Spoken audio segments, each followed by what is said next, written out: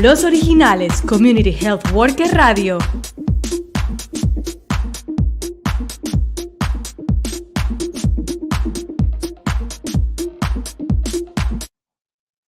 Welcome. You are here on Los Originales CHW Radio.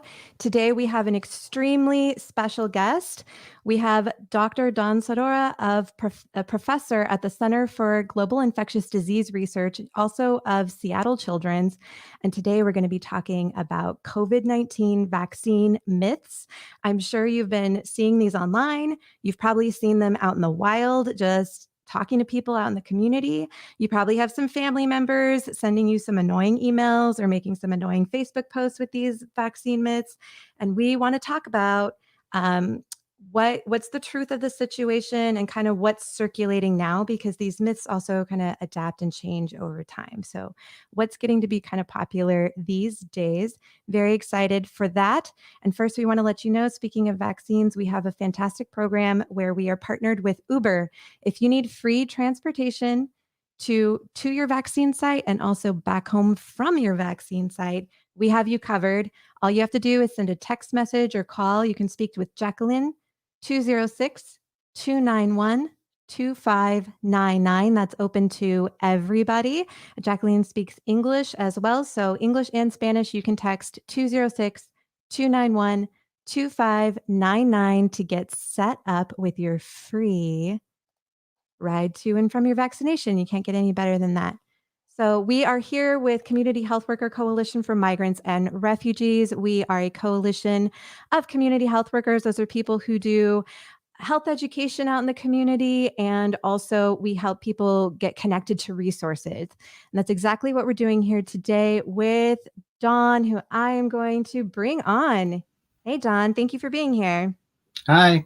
Yeah, hey. Do you mind telling us a little bit about yourself and your work? Sure. So I'll kind of start way back when I was in grad school, and I'll just work my way forward real quick.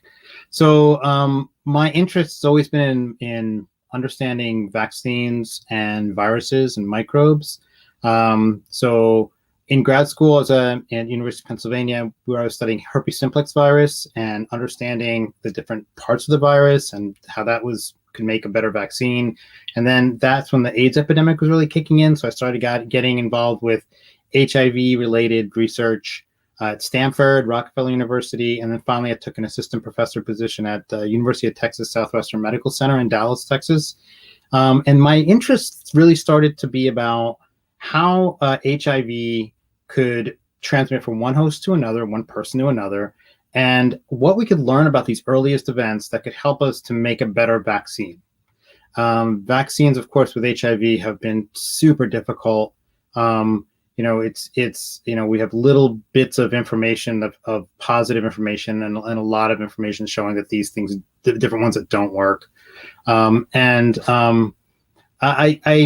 kind of, since then, 2007, I moved here to Seattle area, and I work at Seattle Children's Research Institute, and I'm part of the University of Washington Department of Pediatrics. And what my lab does now is we still do some HIV-related work. We do some work understanding how the virus is transmitted, and work understanding how people get sick. Like, why does somebody get sick when they get HIV? Seems obvious. They're infected with a virus, but it's not so obvious. There's an immune response, an inflammatory immune activation response that all contributes. And we took that and we've actually started applying it to COVID-19. And we're really interested in this group of people that are called long haulers or long-term COVID patients, long COVID. They're also called PASC for post-acute syndrome of COVID. And basically what these are people after they get infected, they get sick usually, or sometimes even not. And then after 30 days, they're still sick. And this can go on for months. And so the symptoms include things like fatigue, muscle aches. They have brain fog.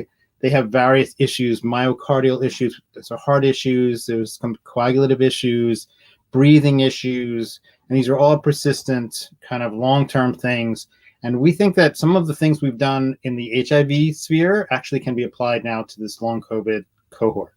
And that's what we're kind of in the process of doing, that transition. Okay. Yeah. Thank you. Yeah. There's definitely been so much research on how viruses work and what to do over the long haul with many different viruses. That now we have this big body of information, which is kind of part of why people believe that, oh, like, how could this be happening so fast? How could we get a vaccine out so fast when we don't know anything? But of course, we do know how viruses work. And we also know how SARS-1, we knew a lot from that infection. That was back in the 2000s, like 2003.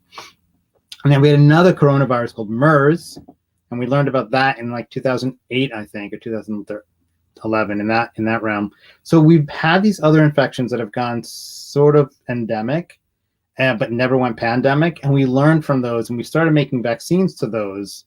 And that work actually helped us to make these vaccines for SARS-CoV-2 or COVID-19. So that the mRNA technology that we were using in the Pfizer and Moderna vaccines actually started in 2010, or it's been around for like 10 years. It's just that now we're applying it to something specific. Mm-hmm. Yes, exactly. Well, thank you for giving us like that background, and I would love to see a little bit more of how are the myths showing up in your work. But first, I want to address, we have some comments here. So we have a comment from Doug, who is saying that how are lockdowns and mandates pro-personal freedom? The Neo-Democrat Party has transitioned from liberal values straight to actual authoritarian and fascist policy. Doug would like a response. What do you think about the way like policies have unfolded around trying to protect from the virus and trying to manage so many different people who have different needs and wants and desires?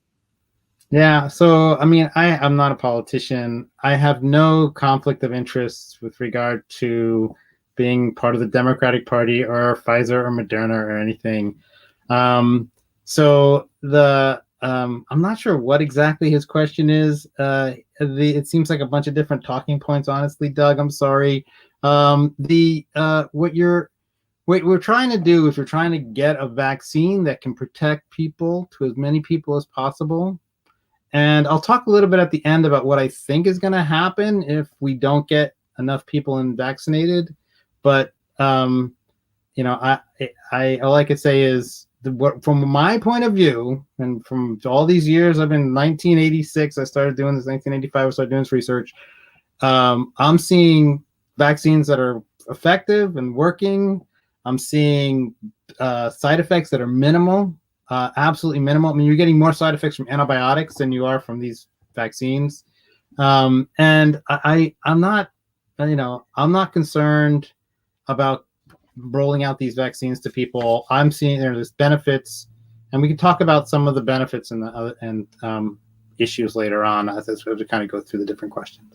Yeah, absolutely. We have some other comments. Tony, I see your comment. I also see some comments from Dr. Ileana Ponce of the Community Health Worker Coalition for Migrants and Refugees, but we will get to those shortly. Right now, why don't we go ahead and get started with some of these myths so that we can see what's going on out there. First one we have is the COVID-19 vaccine causes you to get COVID-19. Yeah, so this isn't true. This goes down as a lie. Mm-hmm. Let's just call them the ones that are demonstrably false. Let's just call them lies so that it's not confusing to people. So the COVID-19 vaccines are all little pieces of the virus that go in, like, so it's just a spike protein, right? For Moderna and Pfizer, for example. In fact, even for Johnson & Johnson, it's just a little piece of the virus. It cannot give you COVID-19. I remember, when I first heard this let's stick with the word lie. When I first heard this lie, I thought of influenza. I remember talking to people for years about getting the influenza vaccine. And they always said, not always, some of them said, the influenza vaccine gives me influenza. Like, so I'm not going to go get it. I got it once and I got influenza. I think this is the side effects from the vaccine itself. I think that's what's perpetuating this in some way. In addition to maybe anti-vaxxer talking points, I don't know. But you're getting you get the redness and soreness, you get muscle aches, sometimes people get fever. I certainly, when I got my Pfizer vaccines, I was the second one. I was pretty tired. I was tired for 2 days. I slept a little bit more. I only worked half days. I didn't feel great. Third day I felt fine, no problem, and I didn't get COVID, so I didn't get in the hospital, and I didn't die. So not dying was a good outcome. There's a difference between having a couple of days worth of side effects versus possibly going to the hospital. And what we're doing is thinking about it on a population level of if all of us kind of go through maybe a couple of days, and not everybody has a reaction. Let's be clear about that. Not everybody has a reaction to the vaccine, but if people have, some side effects, what is that in comparison to the quantity of lives that could otherwise be lost? Absolutely. So the bottom line is there is no evidence, zero evidence that the COVID vaccine gives anybody COVID. That has not happened. Mm-hmm. Absolutely. Thank you. Thank you for clarifying the difference between some vaccine side effects and actually getting COVID-19, which is no small thing, which is no joke. Melissa Lazaro says, getting vaccinated is the best decision. Por mí, por mi familia y por mi comunidad, yo me vacuno. She says it is the best decision for her family, for her community, and she is getting vaccinated. That's awesome. Thank you, Melissa. We have some other comments and we will get to all of them. I promise you, I'm not ignoring you, and I'm definitely not ignoring you just because we maybe don't agree. We will definitely get to them. So let's go on to the next one. There are so many. I mean, we got to get through these. So people who receive the COVID-19 vaccine can shed components of the vaccine, causing others to have fertility issues. Not sure if you all have heard about this one, but some people were starting to finally wear masks because they were afraid of the vaccine being contagious and causing fertility issues. Do you have any comments on that, Doctor? Yeah. So I first of all, I do want to say that being hesitant about a vaccine, being hesitant about anything, is human nature. It's natural. There's a lot of misinformation out there. I get it. It's hard decisions. You have to make decisions. But you and your family, you're getting a shot. This is getting injected with something. It's hard. I get it. But there is no evidence, zero evidence, that fertility is affected in any way with the COVID-19 vaccine. And there has been a statement issued by the American College of Obstetrics and Gynecology. This is the people that are that their job is to keep people fertile and reproducing. That's what they do. And they have a statement that specifically says that there's been no evidence of COVID-19 influencing fertility of men or women. And so this again is a lie. So just be careful. I'm going to use this word when I think it's appropriate. It is not true. There is no evidence for this. And move on to the next. Yeah. Thank you. And that brings to like kind of the difference between misinformation and disinformation. So there's this misinformation of kind of maybe misunderstanding something, maybe misremembering something, kind of spreading around something that's just not quite accurate, not quite true. And then there's disinformation, which is information that was intentionally meant to be incorrect, to be wrong, to be a lie, to sway things in a different direction.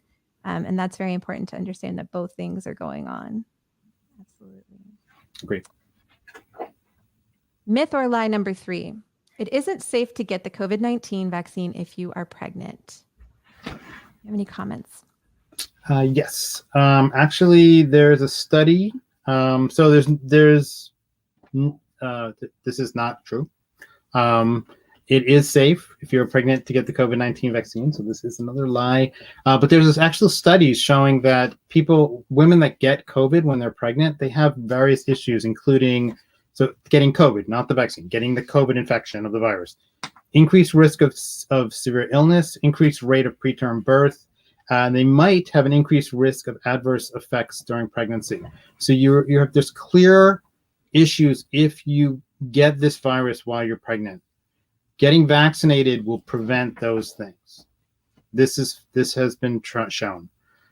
So if you either are pregnant or intending to get pregnant, getting vaccinated is a good plan. That is a lie.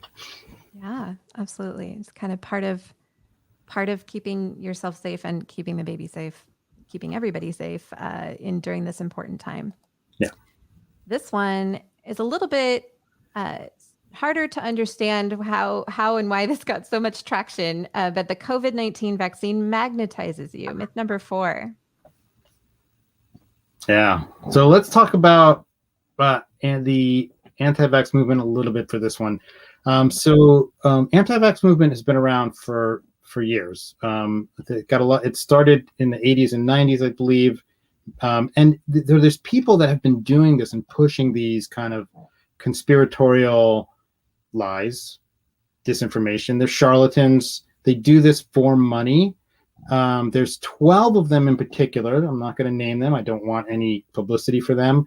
There's 12 of them, and 3/4 of all these lies, myths, whatever, have been attributed to just these 12 people. Okay. There's a video of one woman who's one of these people talking to the Ohio State, it's like their Department of Health for Ohio.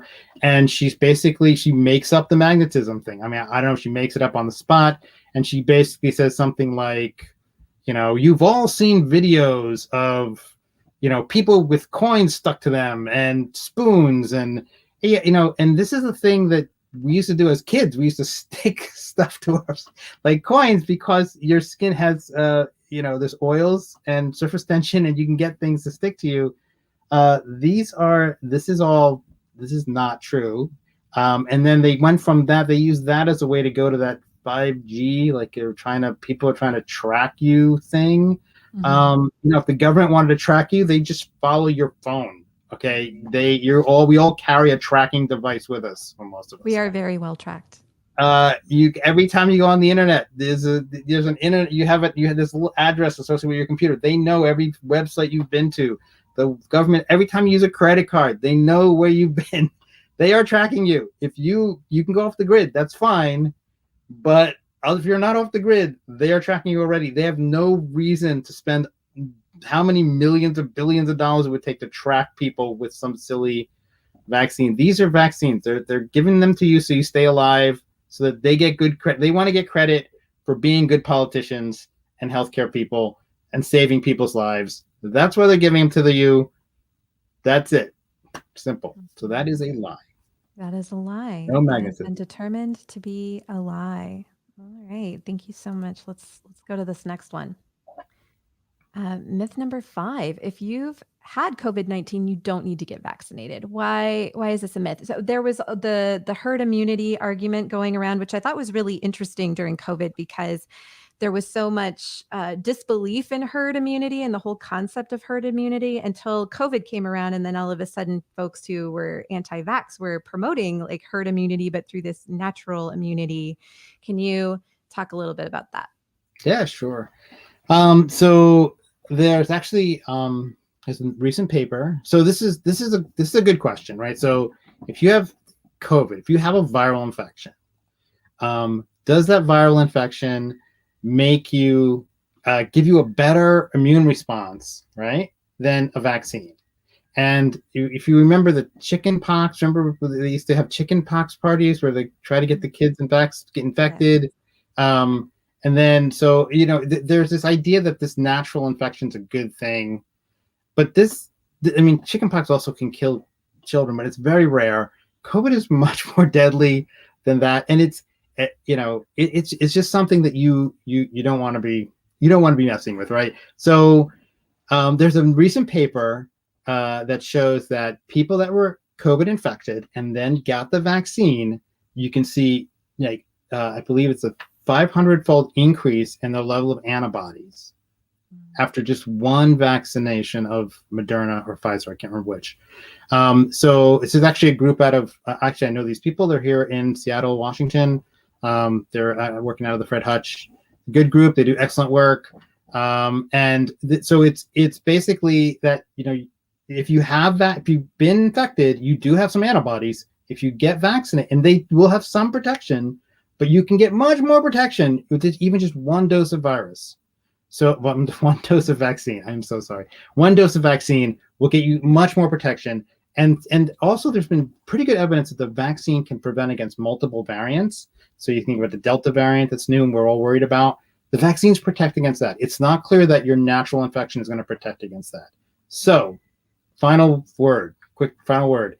If you've had COVID, it is in your best interest to get at least one vaccine shot, because that will increase your antibody and T cell levels so that you have better protection if you get exposed to COVID again, including the Delta variant. Yes, So I think the variant that's a very important point, that the virus is mutating because folks have, kind of let it go out and populate and go wild. It's moving around and doing its thing and mutating as viruses do. I personally had chickenpox multiple times as a child, so I knew from firsthand experience that getting something once wasn't going to necessarily 100% protect me from not having an issue. You might want to get the chickenpox vaccine, and maybe even when you get a little older, the shingles vaccine. I tried to go get the shingles. I wasn't old enough. Yeah. Yes, exactly. That's definitely on my to-do list. 100% to go get a shingles vaccine. Definitely. Well, we have another comment here. I think it might be important for us to go ahead and discuss it.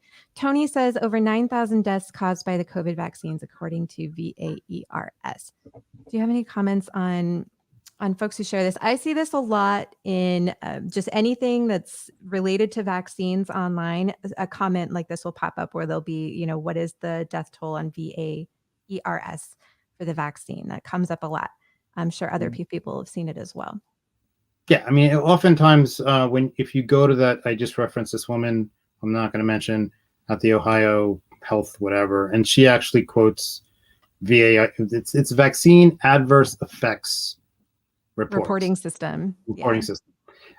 So basically what this is, it's a reporting system where anybody, and I mean anybody, can go in and put in the data regarding somebody who was infected with any vaccine, was vaccinated with any vaccine, and put in any adverse effects that were observed.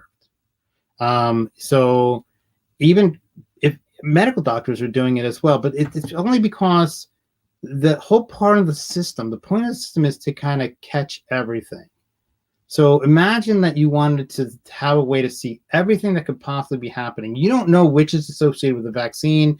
You don't know what is what. All you know is that they got a vaccine, and then something happened, and they just wrote it up and they sent it into this report. And like I said, you can do it right now. You can fill one of these out. There's no screen. You don't have to be a doctor. I have a PhD. You don't have to be a PhD. That doesn't matter.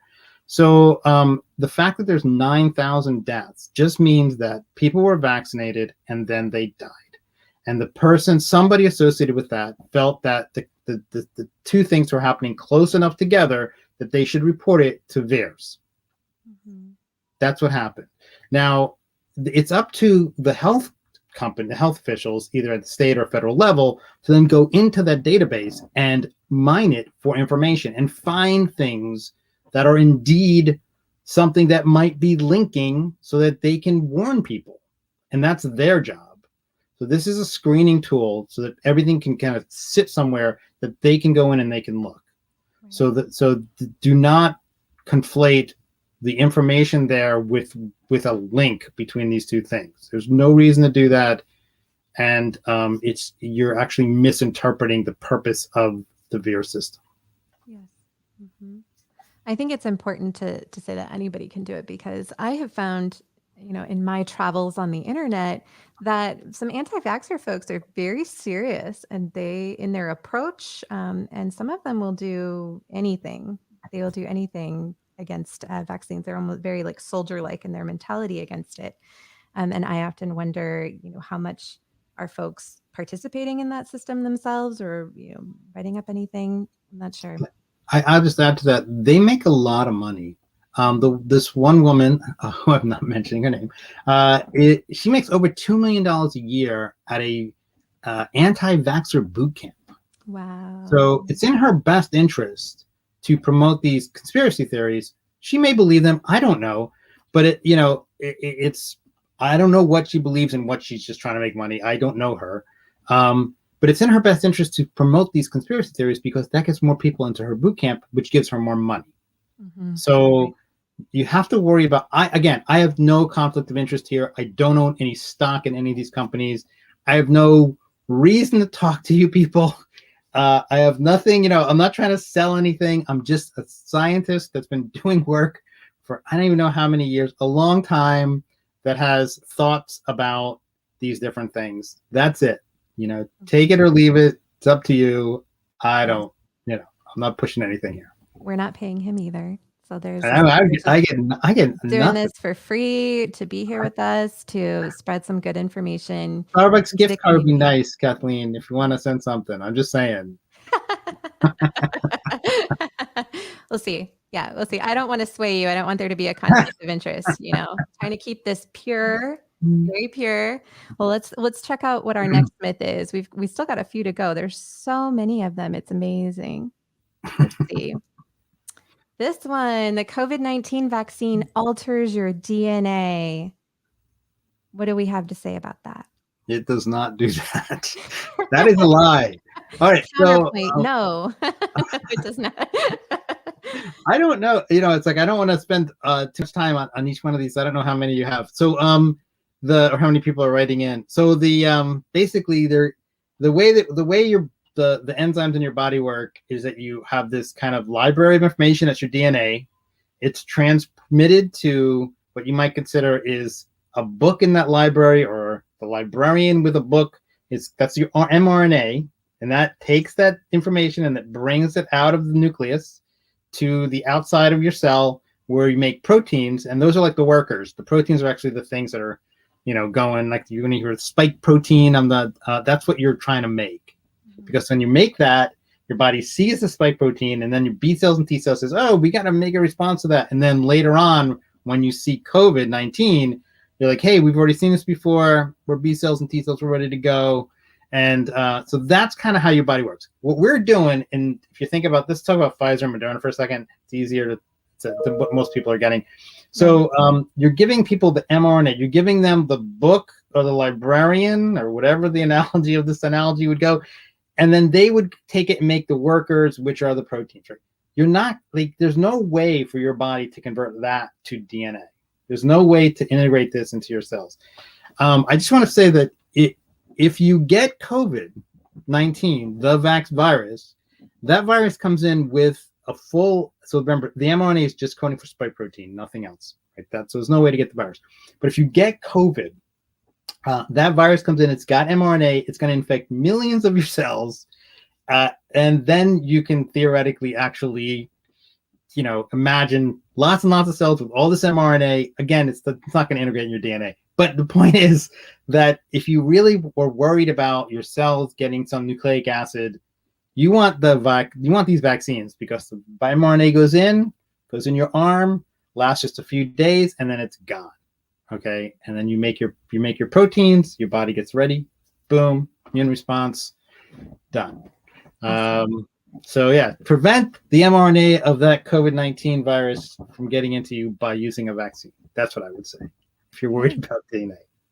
You're worried about it. All right, thank you. Yeah, no, it's good to really explain kind of how the body works. I think that's kind of the biggest problem. Is it's really easy to spread misinformation because you can make these analogies that sound like they're true, or you can use descriptive language or kind of paint a picture using an analogy that sounds like it's true, especially if you don't know anything to counteract that. If you don't have any other information and that's all you're getting about how the body works, then I would say you're way more likely to just take that information and go with it. Right. So can I add to that for 1 second? Yeah, please. I would just add to that by saying, if somebody who's not a scientist, so some of these people have medical degrees and whatnot, and it makes them sound like they know something. 100%. But they don't, right? Actually, there's a lot of nurses out there. I've talked to many nurses. One nurse she just passed away. She was an anti-vaxxer. She was in Louisiana, and she was in the hospital and she didn't get vaccinated. She got it and she died. Her name was Olivia Guidry. You can Google it. It's really sad. I think you want to look for things when people say things like, the one I like has to do with like they make some analogy and then they kind of make it like a slippery slope, right? First we let vaccines, they're going to knock on your door to give you a vaccine, and then slippery slope, they're going to take away your guns. Slippery slope, they're going to take away your Bibles. It's like, what? It's like, we're just trying to get people vaccinated. How does that work either? Yeah, they're not even like mandatory in most places. The other thing is they'll start with things like, people are saying, People are saying that this vaccine gives you magnetism. Who's saying it? You said it. You just made it up just there. Why do you think people are saying it? Or if they say, you've all seen this, you've all seen the videos of, you should be alerted right there. Anytime anybody says any of those things, just be alerted, Google it, and check it. Because I almost guarantee it's not true, because the scientists would never say that. Any of those things. Scientists would say, like I say, it's like, I read a paper. My buddy wrote it. Okay, whatever. That's complicated. He's not really I only talk to him once in a while. He's not really a close friend. My acquaintance. My acquaintance wrote it. And then I say, this is what the data is. It's a controlled study. They did a study. They had controls. They looked at the people carefully. And this is what they concluded. It's a scientific study. Could it be flawed? Of course. Nothing's 100%, but it's done scientifically, and you can look at their data, and you can look at their methods, and you can make your own decisions. Right. I actually really would encourage people to start reading scientific papers. I'm amazed by how many folks, even folks who kind of fancy themselves scientific in their approach to life, they often don't go read scientific papers about anything.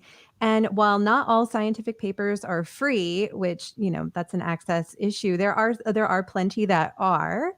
And people can start reading them. I mean, they're not always the most digestible in language, but if you want to, you can just, start working your way through them, take it up slowly. But a lot of people think that doing your research means reading blog posts and watching YouTube videos. And it's not like there's no YouTube video under the sun that's true. Of course, there are some that have like good information and they make it accessible and interesting. And that's a wonderful thing. And also, you can start reading scientific papers. And I really recommend that folks start developing that skill and that interest, because I have a master's of public health, but I'm not a scientist. And when COVID came out, people were talking about masks, debating about masks. I just went and read papers, and I actually did get my own decision. I came to my own information about it, but I did it from reading papers, not just listening to other folks, and not just listening to a Facebook post or what have you. You can go read these things too. I just want to, on YouTube, there are people that quote papers and read from papers and explain them. One of them that's done in this, called This Week in Virology, or TWIV. They do this all the time. Super good guys over there, and women. They're out there. If you want to watch your content, you can do that. Just make sure you're picking the right. Don't just do Facebook. Uncle Sammy sent you some crazy Facebook post of some Andrew. Well, I'm not gonna say their names. The anti-vaxxer is saying some crazy shit. Anyway, right. Go ahead. Right. 100%. Yeah, get into that habit. And also, people can they can say that they're referencing a study, but they can frame it any way that they want, and they can even say things that are flat out not true. Like I read a blog post talking about a study, and the way that it framed something was there was barely any change. Well, I go and read the actual study, and there was a 30% change in a biomarker in a couple of months. I was like, how is that barely anything? And why did you say it that way? Like, what are you trying to do? Like, who's paying you? goal? What are you doing? Yeah, absolutely. So go check stuff out yourself. It's not the easiest reading, but that's a skill that gets developed. It's a muscle that gets worked, and you can do it yourself. Yeah, absolutely. All right, let's see. What's our next one that we got? No, we already did. Okay, so we went over how this is a myth that it does not alter your DNA. Myth 7, we have, if you have ever had an allergic reaction, you shouldn't get the COVID-19 vaccine. What do folks need to know about that? Yeah, this is from they actually say they were concerned early on, especially if you had an allergic reaction to another vaccine. Those were the people they were most concerned about. This is not people that just have standard allergic reactions to food or whatever. They don't seem to have any problems from these vaccines. And this was associated with the two vaccines it was associated with was the Moderna and the Pfizer. The J&J seems fine for this as far as like I've ever seen. I haven't seen any associations with allergic reactions necessarily. So that's a vaccine you might want to steer towards if you thought you had an overactive immune system and you thought for some reason you were worried. J&J is another option for you. It's an adenovirus based. It's not mRNA based. So I think this is a concern, and your doctors and the people there, you can talk to them about this. They have a lot of experience now. It's not just back in January and February when we were just trying to figure stuff out. Mm-hmm. Yeah, I'll leave it absolutely. there. Things have changed. We have gotten a lot more information as time has gone on. That's a very good point. Our next one, and this is the last myth/lie. I heard this one out in the wild this weekend. I met somebody who was not getting vaccinated for this reason. And I also saw it on the Facebook. It says, it doesn't make sense. They can't cure cancer, but they can make a vaccine so fast. The elusive they. What's kind of erroneous about this? Like, what's not adding up about this type of thinking? First, they didn't do this fast.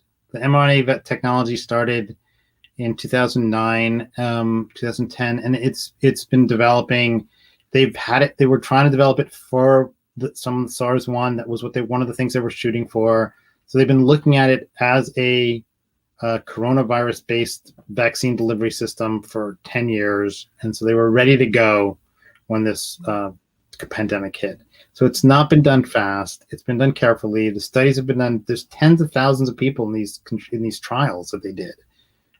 So, yep, there you go. Here's a page from this beautiful book that the coalition had produced. And it says vaccines against COVID-19 are safe, even though they were made, quote unquote, quickly, as there was, there was previous research. They're based on previous work. That's the first thing. I mean, this is not brand new. People weren't coming up with this over the weekend. It has been something that's been in process for a long time. I mean, that's how science works. It's a lot of different people working together over a long time and building on each other's works. There's been advances, and there have been other SARS vaccines. And then there was the economic resources to make this happen because this was such a huge and detrimental event, global event. Yeah.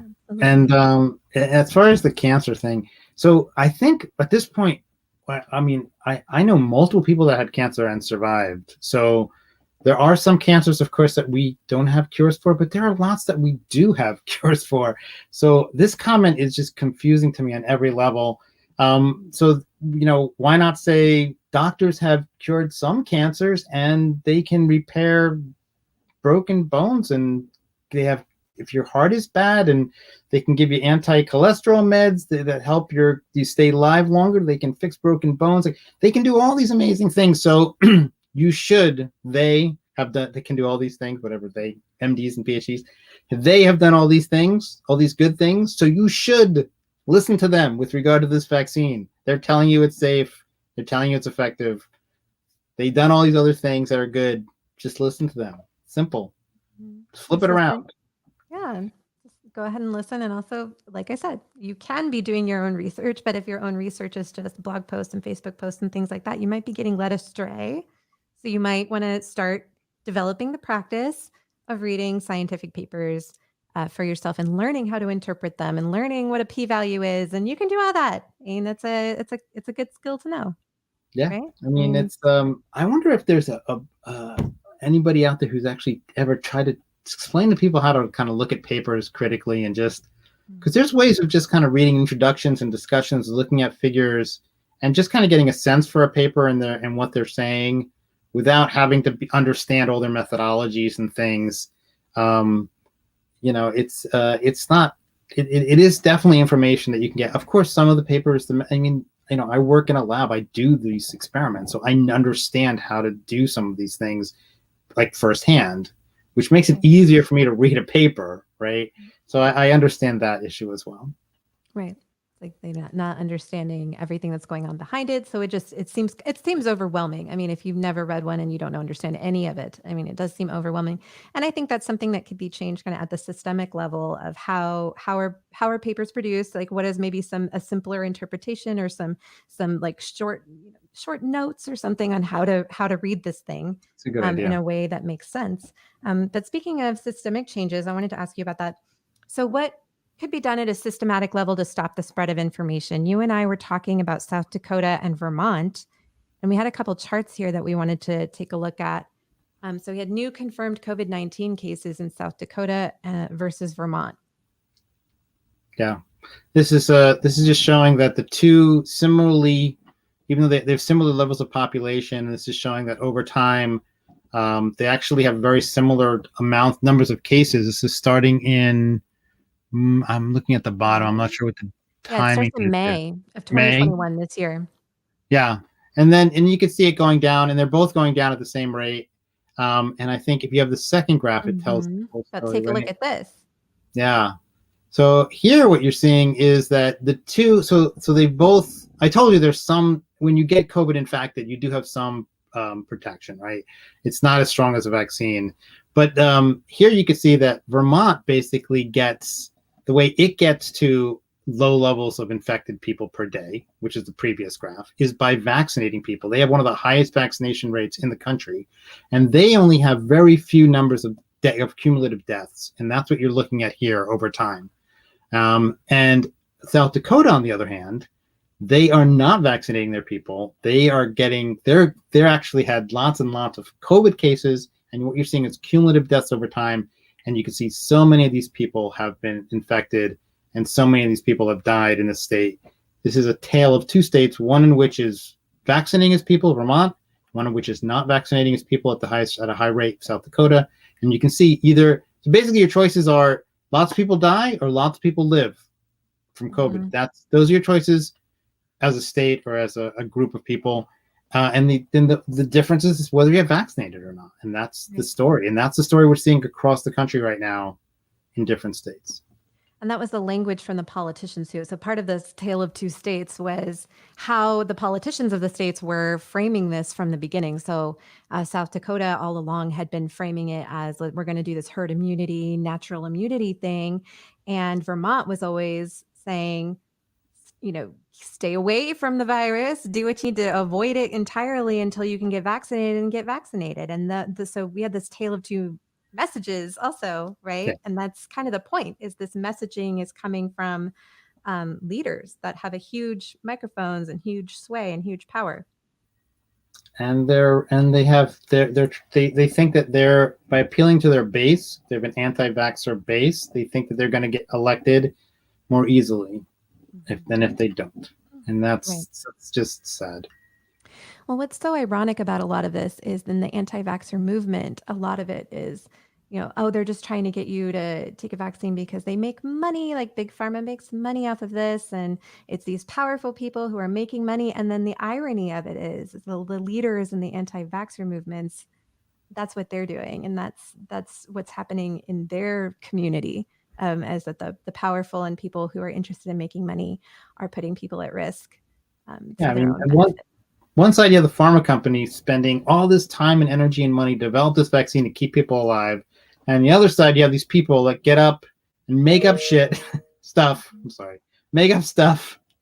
and just to get more people to join their boot camps or whatever. And so, whether there's not a lot of money in vaccines, but they're doing all this work to help people. If they make a little money, okay, but the other people are making money and they aren't doing anything but causing problems, chaos. Yeah, ironic and sad. Here we are. Well, my dad has a question. Hey, Dad. Dr. Sodora, why do you suppose Pfizer got ahead of the CDC in announcing booster shots? You have any comments on booster shots? Yeah, this is very, very recent. Your dad is up on the current event. My dad is a cable news critic with like 7,000 or 8,000 Twitter followers or something. Nice. He's all over the news. He's on many more than me. Many thousands more than me. If you're Pfizer and you think that this is going to be something that's going to be helpful, it would make sense to go to the media and explain what it is and why you think it's helping. I think right now the vaccines they seem to be working fine. I think the against the Delta variant, they've looked at your antibodies over time. They seems like you can watch them go down, and it seems like they're only going down relatively slowly over time, which means that you should have plenty of immunity, whether it's vaccine, whether it's antibody or T-cell based. It should be it looks like at least a year, maybe longer at this point. It's hard to know because people haven't been vaccinated for that long. So really, I think the thing people are really worried about are these new variants. And I think that's why Pfizer came out with this idea that they'd have a vaccine against a Delta variant. There's still, what I'm seeing, except for, I think there's one study out of Israel. What I'm seeing is that these vaccines are pretty darn good against the Delta variant and almost as good as they are against the original. I don't know that we need a booster or should be talking about that right now. We really need to get the rest of the world vaccinated. That should be what we do. Until lots of these other countries are vaccinated, there's going to be virus percolating.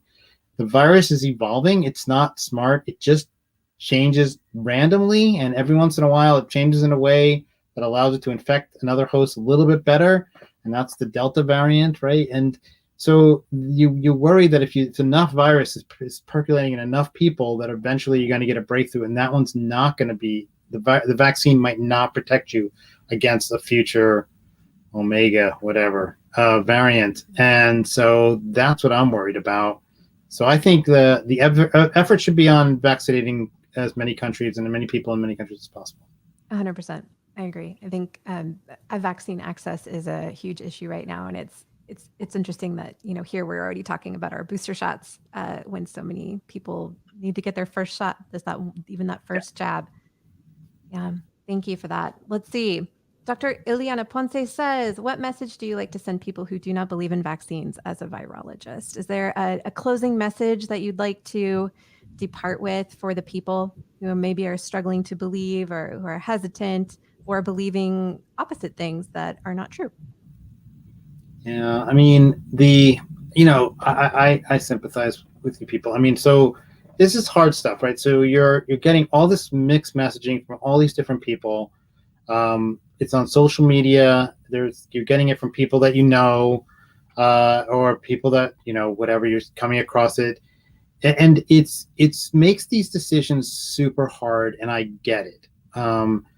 There was a study where they went and they wanted to know, so they gave people a pill, and you never hear about pill hesitancy, right? You never be like, oh, the doctor's this new pill for cholesterol, and I'm not going to take it because my rights, I have free rights to not take that pill. It's because your brain does different things with a pill versus an injection. So they actually, the idea of having something stuck in your body is actually, it's primal.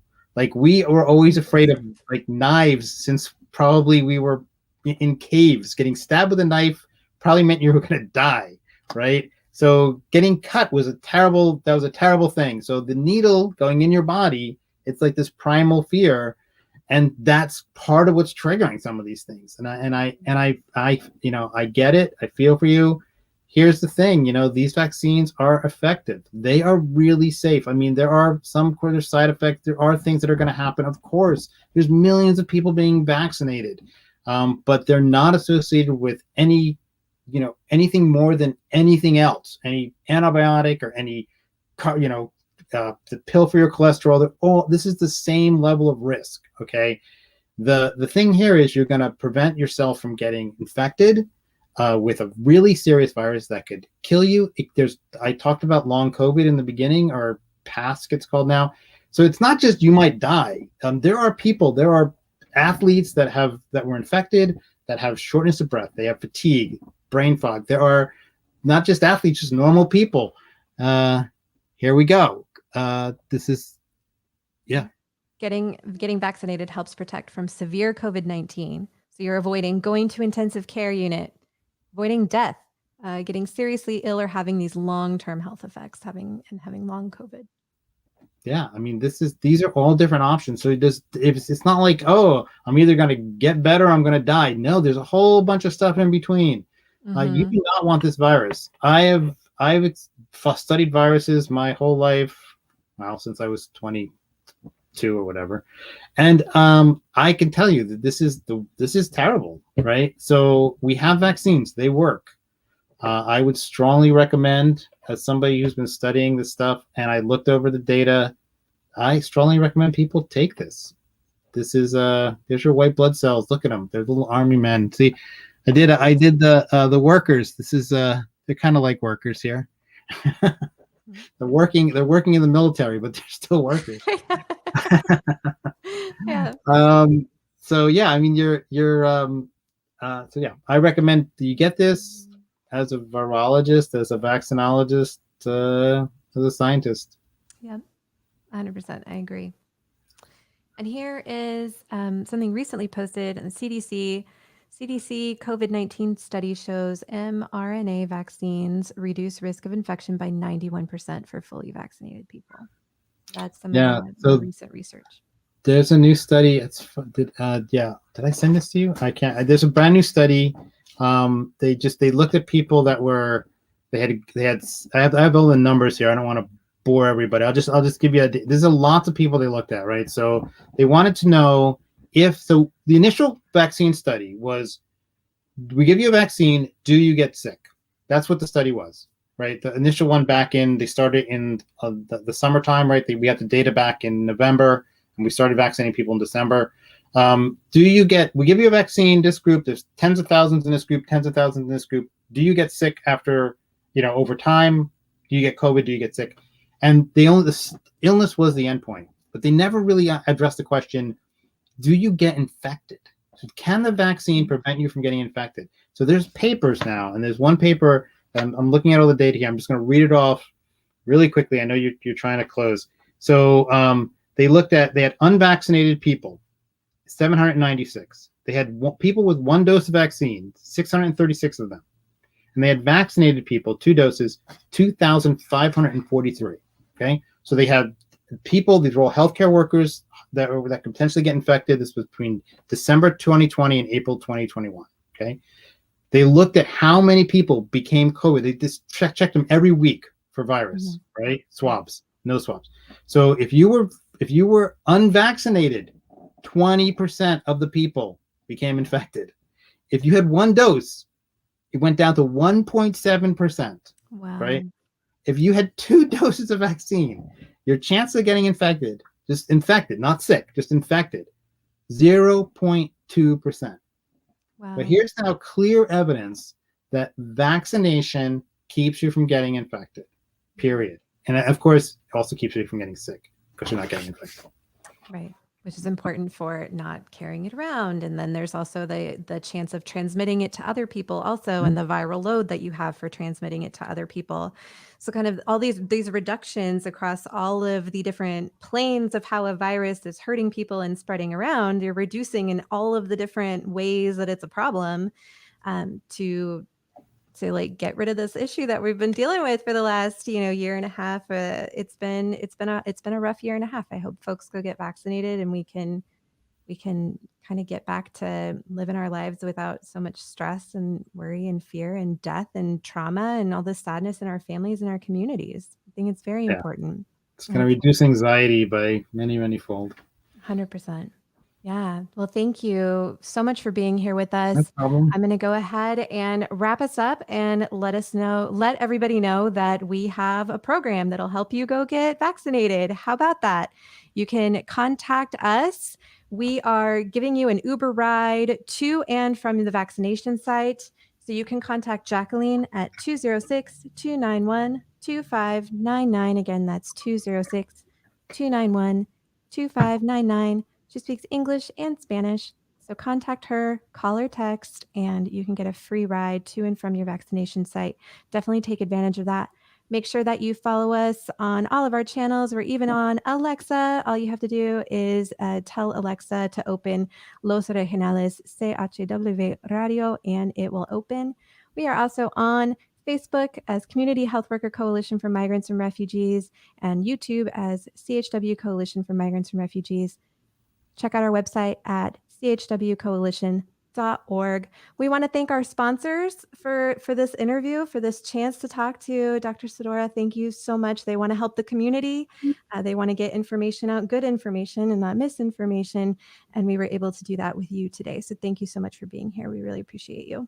Yeah, thanks for doing this show. So hopefully even one person would have heard this and decided that they want to get a vaccine. That would be great. Yeah, I hope so.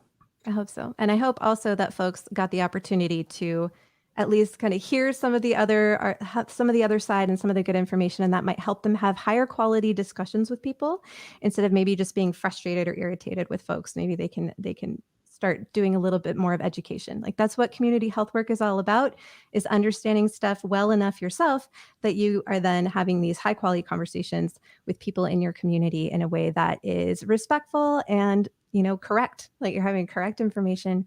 That's incredibly important. So thank you so much for being here. Of course. Yay. All right. We'll see you all next time on Los Originales CHW Radio.